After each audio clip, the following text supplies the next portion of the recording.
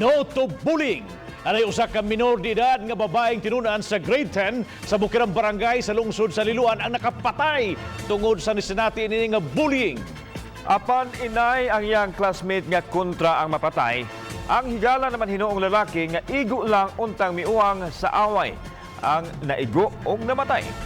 Grabing pagbasol ang gibawon karon sa maong dalagita. Ani ang report.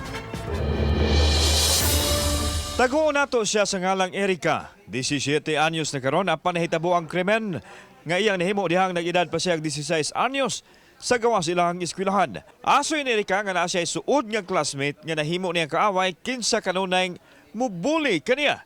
Gani maabot na sa social media ang naasoy pangbuli kaniya hangtod nga wa na siya makaantos.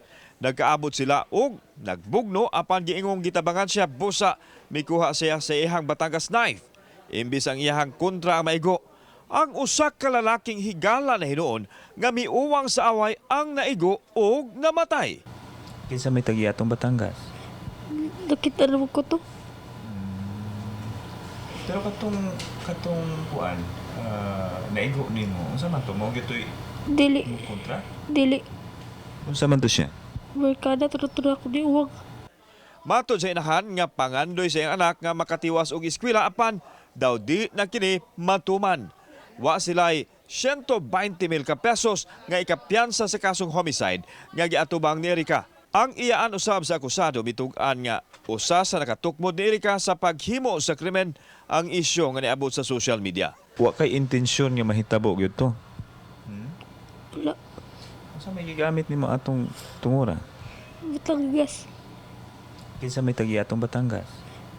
Nakita naman ko to. Ingon lagi nga papinsaan lagi kuno nya na ug dako ra sad kaing piyansa naglisod mong mis kwarta lang ako lang siyang gipahungat nga kuan di medyo na makaya. Sangko sa langit ang pagbasol sa dalagita nga bawno niya ilabi na kay naamong ang kinabuhi sa lalaki nga igo lang miuwang sa away nila ug sa iyahang kanhi amiga. Kauban si Marlon Milgaso, ako si Alan Domingo. Balitang Bisdak!